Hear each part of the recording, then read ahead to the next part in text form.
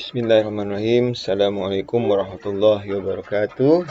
Baik, video terusnya adalah penerangan tentang C. Kita dah belajar sebelum ni apa itu A, amplitude, apa itu B, skala, saya ingat. C adalah yang kita nak belajar sekarang. Okey. Saya reverse balik. Apa tu amplitude? Amplitude tu ialah dia punya, akan mempengaruhi dia punya kuncuk tak kuncuk, kembang tak kembang. Maksud saya, okey, gambar dia scene tu contohnya dia akan jadi sama ada, okey, sama ada dia gini. Kalau kita tu lagi, kalau kita ubah lagi, dia mungkin boleh jadi gini, atau dia boleh jadi kempis lagi, tinggi lagi. Macam tu. Itu pengaruh kepada A, iaitu amplitude dia. Contoh, katakanlah saya gariskan sini, ini mungkin tinggi 1, negatif 1. Yang sini kalau saya garis lagi, ini mungkin 2, sini negatif 2. Negatif 2. Ini kalau saya gariskan lagi, ini mungkin dekat sini 5, sini negatif 5. Itu maksudnya amplitude. Tak apa, nanti video seterusnya lagi saya akan completekan. Sebelum ni saya dah A, lepas tu saya B, lepas tu C kan. Okey, so skala kita dah tahu untuk dapat 360 sama ada geraknya penuh sekali ataupun dua kali, ataupun dia 3 kali, ataupun dia separuh je. Bergantung betul nilainya dekat sini. Yang kita ujian sama ada sini ialah 360 ataupun yang hujung sekali 360. Itu nanti dah ada pada video yang lepas. So yang ini C pula, apa kesannya? Baik, saya padam dahulu yang lain Okey, C ni boleh dimaksudkan dia sebagai anjak. Kita gerakkan, anjakkan, gerak. Gerak ke mana? Kita ada dua benda, gerak kiri kanan, atas bawah kan? Betul? Okey. So ini untuk C, untuk SPM, kita anjakkan ialah atas bawah. Atas bawah. Time bila kita nak anjak atas? Kalau dia ada letak positif 1, positif 2, positif 3, itu maknanya kita anjakkan. Yang ini kita anjakkan 1, kita anjakkan 2 ke atas, anjakkan 3 ke atas. Okey. Yang bawah pula, kalau saya buat negatif 1, negatif 2, negatif 3, maknanya saya anjakkan dia ke bawah 1, ke bawah 2, ke bawah 3. So, nak anjakkan macam mana? Itu sebenarnya ada satu lagi benda yang kita kena belajar, iaitu C ni juga ialah dipanggil pembahagi antara atas dan bawah. Okey, maksudnya macam mana?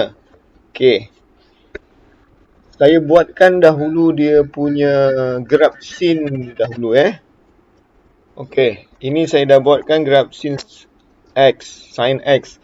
Okey, kita dah tahu amplitude-nya ialah 1, iaitu 1 ke atas, 1 ke bawah. Itu dia punya jarak dia.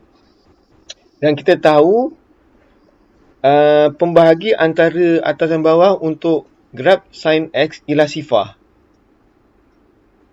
Okey, jadi bermaksudnya kalau saya letak tambah 1, maknanya sifar ni saya kena naikkan 1. Contoh.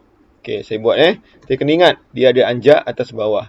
Kalau kiri kanan mana? Itu masa dekat level ijazah nanti awak belajar.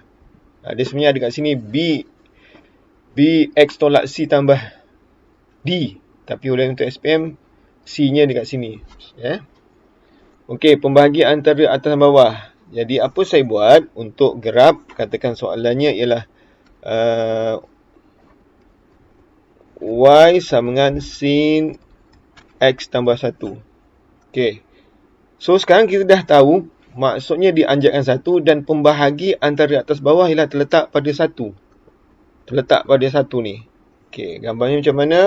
Okey, kita buat graf juga. Okey. Katakanlah sini 1. Okey, kita letak asal awal-awal. So, inilah pembahagi antara atas dan bawah. Ni pembahagi dia ni, garisan yang macam ni. Jadi apa nak buat kat sini, kita buat garis putus-putus. Dah. Okey, lepas tu kita buatlah dia punya amplitude dia. Oleh kerana ni 1, so 1 tambah 1, kita ke ataskan dia 1, 2. Katakan sini kita buat 2. Okey, saya panjang sikit. Okey, ni 2. Jadi bawahnya tolak 1 sifar. Okey, jadi yang bermain ni antara ruangan ini je. 1 ke atas, 1 ke bawah. Tapi apa itu maksud sih? Dia pembahagi dia. Okey, barulah kita buat graf. So, grafnya tu bukan terletak di O. Terletak di 1 sebab dia pembahagi. Jadi kita buatlah. Okey, saya warnakan lain warna hijau katakan ni. Okey, jadi saya buatlah. Okey, jadi saya sub 2 turun balik, tentuh sifar, turun balik, naik atas. Dah.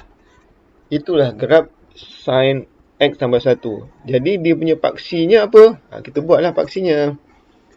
Jadi kita tahu dekat sini ialah 90, dekat sini ialah 180, dekat sini ialah 270, dekat sini ialah 370.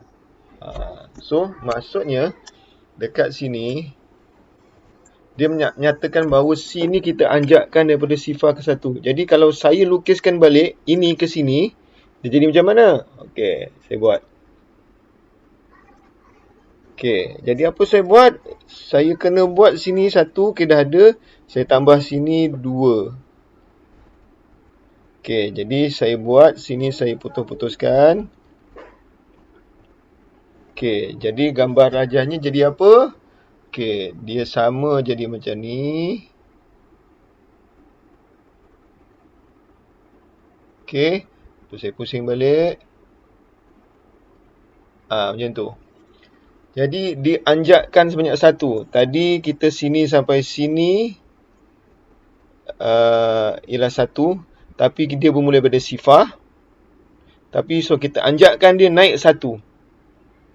Jadi bila naik 1, atas pun naik 1 lah. Itu maksudnya tu. Okey, habis kalau Y sama dengan negatif 1. Okey, Y sama dengan sin X negatif 1. Baik. So kita buat sama juga gambar rajahnya. Dan kita kena ingat negatif 1 tu apa? Dia yang anjakkan dan pembahagi antara atas dan bawah. Jadi bermula pada negatif 1. So kita buatlah negatif 1. Buat cepat-cepat negatif 1. Okey, bila negatif 1 kita dah tahu dia punya tu apa? Amplitudenya ialah 1 ke atas jadi sifar, 1 ke bawah jadi negatif 2. Okey, jadi negatif 1 tu kita jadikan dia punya pembahaginya dulu. Okey, lepas tu kita buatlah. Katakan warna kuning. Okey, jadi zas. Gitu. So daripada sifar ni dianjakkan ke bawah. Jadi kalau kita nak masukkan gambar rajah ni kat sini, okey, saya buatlah. Okey, jadi negatif 1 ni sekarang dia punya paksinya dah perjanjian 1. So ada lagi satu negatif 2. Okey, dah. Okey, jadi apa saya buat? So saya sama jugalah, saya buat ini, saya naik atas. Okey, turun, saya naik atas. Okey. Ini dia punya pembahagi tengah. Jadi kita nak, ini Yelah aku buat cantik balik lah. Okey, aku buat cantik balik. Ni aku buang balik. Okey, jadi apa saya buat? Okey, ni saya letak balik. Okey, turun balik. Atas balik. Okey, itulah dia. Y sama dengan negatif 1. So, dia punya penciptaannya ialah ini kita tahu semua ini ialah 180. Ini kita tahu semua ialah 360. Okey, jadi ini sama jugalah. Paksinya dekat sini ialah 90. Dekat sini ialah 180. Paksi dekat sini ialah 270. Paksi dekat sini ialah 360. Itu maksudnya. Okey. Anjakkan atas bawah dan dia jugalah pembahagi antara atas dan bawah. Okey. Dia tidak mempengaruhi keadaan graf tu. Dia pengaruhi pergerakannya saja. Maknanya kalau kita belajar MATMOD, translasi saja. Dia tak akan berubah pembesaran atau pengecilan. Pembesaran, pengecilan itu bergantung kepada B skala. Dan juga A, amplitudenya. Besar kecilnya. Okay. Right. Itu ialah untuk C. Ke saya nak bagi contoh kalau sin pula. Dua sin. Nanti contohlah. Saya akan bagilah. Apa? Cos pun sama. Kalau cos negatif 1. Kalau cos X tolak 1, tolak 2. Itu bermaksud ialah dia bermula di paksi tengahnya ialah negatif 1. Ataupun kita boleh katakan dianjakkan. Sebab kita belajar tu. Tapi, itu kalau sin. So, bagaimana pula kalau cos? Kamu kena ingat pula, anjakan dia, pembahagi bagi cos tu bermula di mana? Kalau bagi si sin,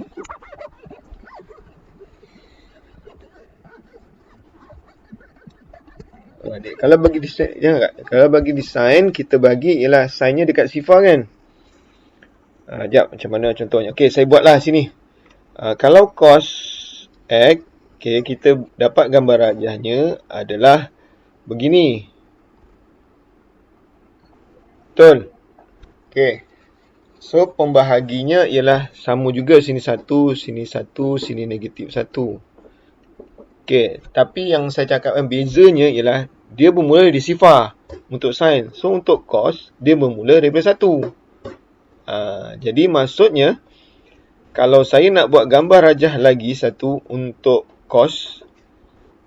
Okey, saya buat untuk cos je lah terus. Boleh? Okey, saya buatlah untuk cos. Okey. Ni saya panjangkan sikit lagi. Okey, katakanlah dia nak Y sama dengan cos 2, cos X juga. Cos X tambah 1. Okey, jadi apa kita buat? Sama je. Pembahaginya ialah sifar. Jadi ini 1. So, saya buat sini 1 dulu. Saya buat ni dulu. Okey, ni saya panjangkan sikit. Okey, so amplitudenya ialah 1. Jadi 1 tambah 1, 2. 1 tolak 1 sifar. Okey, jadi apa nak buat? Kalau graf cos X bermula 1, jadi kita akan mula 1. Kita mula 2. Jadi pembahagi sifarnya daripada sifar dah jadi 1. Kita anjakkan. Jadi grafnya dia jadi macam ni. Gitu. Kalau kita nak padankan dengan graf yang lain. Okey, umpamanya macam ni je lah. Okay, kita buat dia punya ni dulu. Okey, sini 2. Dah. Okey, jadi dia punya penceritaannya, okey, saya gariskan dia adalah dekat sini ni 180 lah pembaginya. Okey, dah. Okey. So, apa saya buat? Saya warnakan biru. Okey, warna biru. Jadi grafnya jadi macam ni. Salah.